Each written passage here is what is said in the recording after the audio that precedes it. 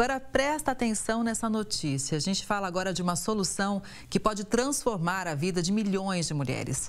Pesquisadores da Universidade Federal de Minas Gerais, a UFMG, desenvolveram uma tecnologia, uma inteligência artificial que analisa exames de sangue para identificar precocemente, eu disse precocemente, o câncer de mama.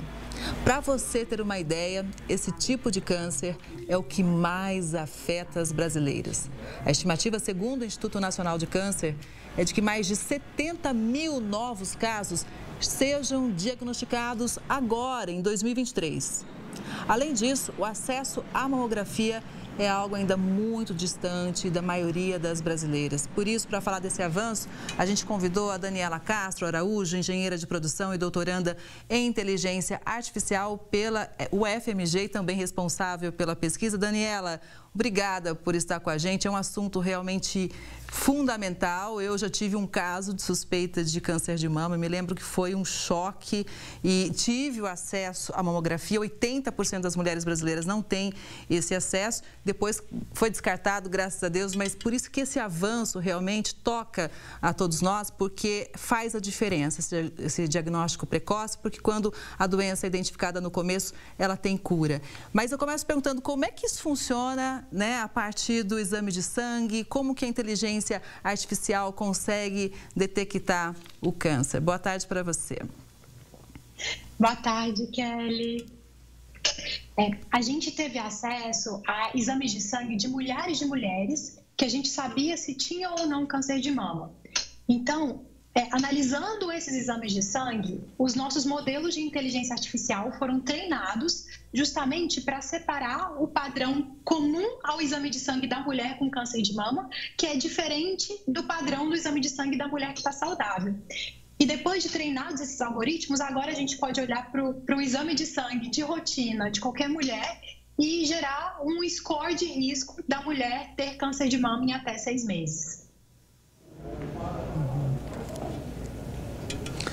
Doutora Daniela, do que esse método difere dos exames anteriores já existentes à disposição das mulheres? O nosso método, ele se propõe a ser um estratificador de risco para mamografia. Como a Kelly muito bem colocou, no Brasil, só 20% das mulheres têm acesso à mamografia de rotina, que é essencial para a detecção precoce do câncer de mama. Então, o nosso exame, olhando somente para esse exame de sangue mais disponível, mais tradicional que existe, que é o hemograma, a gente consegue gerar um score de risco para cada mulher individual, um score personalizado, e essa mulher, então, vai ser priorizada para mamografia. Já que a gente tem menos mamógrafo do que mulher, como é que a gente gera uma priorização para aquelas que têm o risco mais aumentado serem priorizadas nesse processo? Ou seja, justamente esse o objetivo. É como uma triagem, né? Para mamografia. Seria mais ou menos isso, Daniela? Exatamente, Kelly, exatamente. Eu queria perguntar também para você sobre essa base de pesquisa, né? Porque a gente vê que já tinha diagnósticos parecidos para Covid ou Alzheimer. Como é que foi esse processo até a chegada desse resultado, Daniela? A gente já faz pesquisa usando exames de sangue e inteligência artificial há mais de 6 anos. E a gente levantou uma hipótese, né, de que o exame de sangue ele ainda é muito pouco aproveitado por todo o potencial que ele tem. A gente sabe, por exemplo, quando a gente olha o nosso exame de sangue, se o nosso colesterol total está acima, por exemplo, de 200, a gente tem um risco cardiovascular aumentado. Mas como é que o colesterol interage com o leucócito e interage com a glicose, por exemplo? E é aí que as lentes da inteligência artificial são essenciais, porque a gente consegue detectar padrões que são complexos, que não são lineares. E como a maioria das doenças são complexas, não tem processos biológicos lineares envolvidos, a inteligência artificial é essencial para a identificação de padrão. Então, a gente já tem resultados de pesquisa publicados em revistas como, por exemplo, de doença de Alzheimer, de diagnóstico de Covid, de prognóstico de Covid, por aí vai. Doutora Daniela, qual é o percentual de acerto dessa nova pesquisa desse exame? Estou lembrando, por exemplo, que no passado, algumas mulheres faziam o exame de sangue para determinar o CA 125. E muitas vezes o resultado não era aquele esperado. Às vezes a pessoa não tinha doença e aparecia um índice altíssimo do 125. E às vezes a pessoa tinha a doença e não aparecia. E qual é o percentual, então, de acerto dessa nova metodologia? Perfeito, Herói. O CA, ele sozinho não é capaz mesmo de identificar as mulheres com câncer de mama.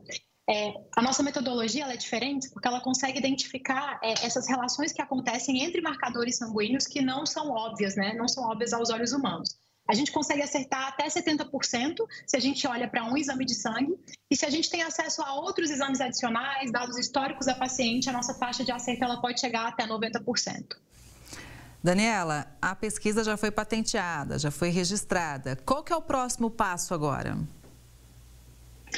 A pesquisa foi patenteada, sim, pela Runa, a startup da qual eu sou cofundadora, que tem uma equipe dedicada a tornar isso disponível o mais rápido possível. Agora a gente está fazendo testes com operadoras de saúde privadas e a gente espera que até o ano que vem essa ferramenta já possa ser disponibilizada em larga escala. Só lembrando que, como eu falei, essa ferramenta ela não é voltada para paciente final, ou seja, não é a paciente que vai querer não fazer a mamografia e fazer o exame de sangue. Não é isso que a gente propõe, né? A nossa ferramenta ela vai ser usada por gestores de saúde que precisam priorizar essas mulheres pelo risco, colocando aquelas que têm um risco maior na fila da mamografia antes, para que elas possam ser diagnosticadas mais precocemente e assim tratadas mais precocemente também. Doutora Daniela, há um prazo, há uma perspectiva de quando é que esse método vai chegar até o Sistema Único de Saúde? A nossa esperança é de que seja no ano que vem. Seguimos acompanhando. Agora, doutora Daniela, eu acho interessante a gente observar uma coisa que Heródoto também junto comigo. Formação engenheira de produção, doutoranda em inteligência artificial e atuando na área da saúde. Essa é uma tendência nossa, a gente ganha muito quando as áreas se intermeiam?